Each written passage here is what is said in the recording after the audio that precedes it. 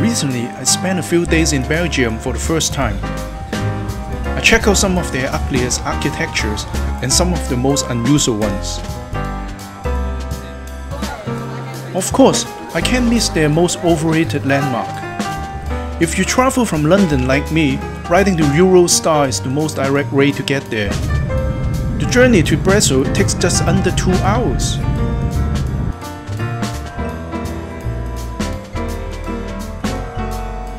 The Grand Place Brussels is the most famous landmark in the city.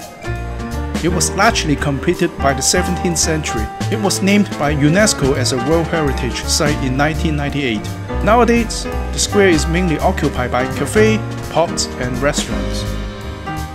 Jack Mark Clock was built in 1964 by the Belgian architect Jules Gobert during the construction of Mont des Arts.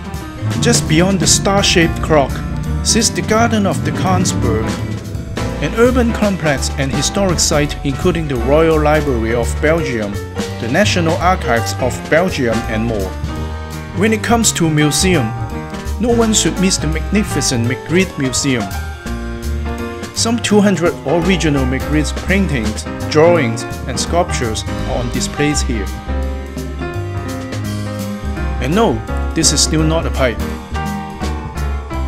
Luckily, I got tickets to the Van Gogh immersive experience before it closed down a couple of days later.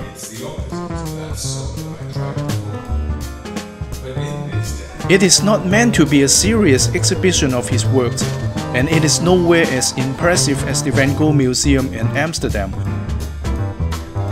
But it is still an interesting experience for art fans.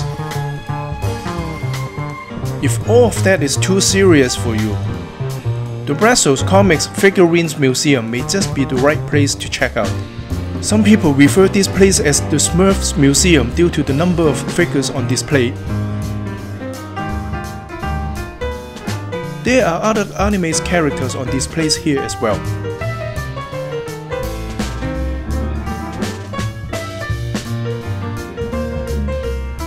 One prominent character is Tonton, with him occupying at least a quarter of the museum.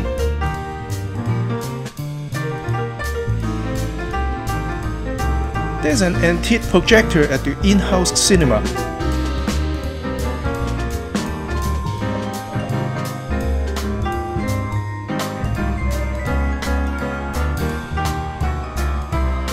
There is also an editing machine and original draft and scripts on display. Be sure to drop by if this is something for you. The Royal Gallery of St. Hubert is just a block down the road.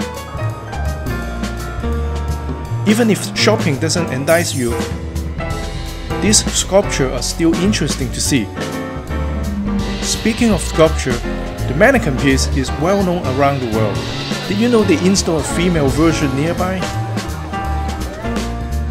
After a good night's sleep, we made it to Antwerp, just an hour away.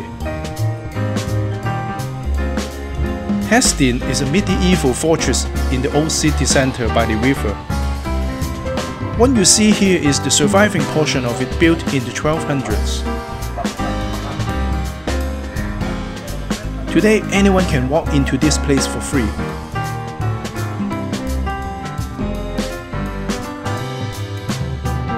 Walking in the Old Town area, one prominent structure dominates the rest.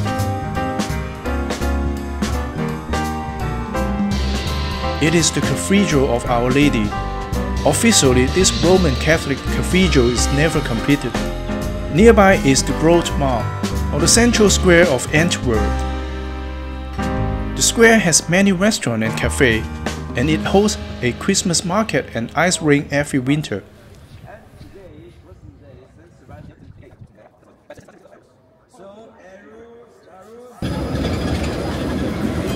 An hour away is another historic town, Ghent. It was a permanent city-state in the Middle Ages.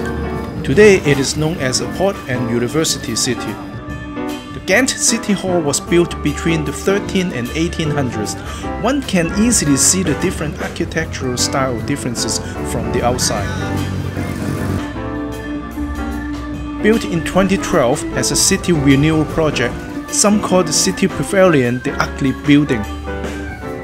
It is often referred to as the cattle's shed, or simply a waste of taxpayers' money. I don't know what you think, but I think if a band performs here, the acoustic of the structure will be incredible.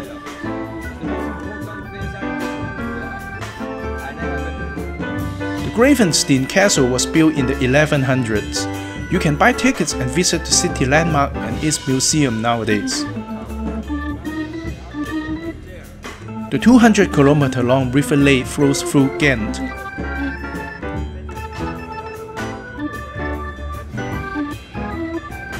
On a sunny day, you can easily sit by the river and enjoy the scenery.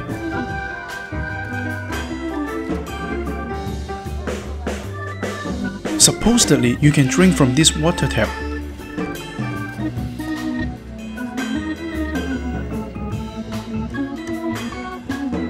Otherwise, boat trips along the river are quite popular.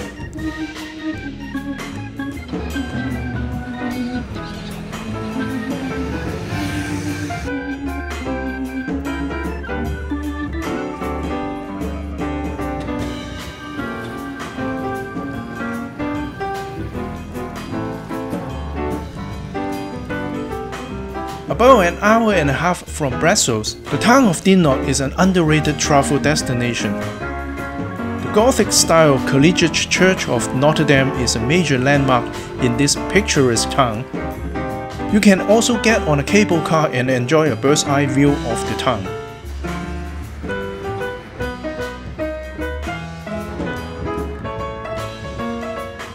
Otherwise, walking along the river Meuse or having a cup of coffee feel very refreshing and peaceful. Of course, last but not least, did you know this is also the birthplace of Antoine-Joseph's sax, or the inventor of saxophones? It is not hard to come across a saxophone here. Be sure to check out the saxophone museum nearby when you are here.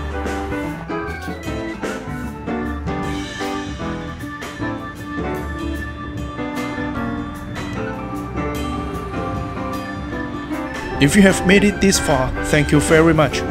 Did you know I created a second channel after I relocated to the UK called Where in the UK, where I share my travel experience or silly things I do across the UK. It is in my native Cantonese with English subtitles. If you want something different or simply want to hear me mumbling in Cantonese, check it out and support it. The link is in the description below. Cheers!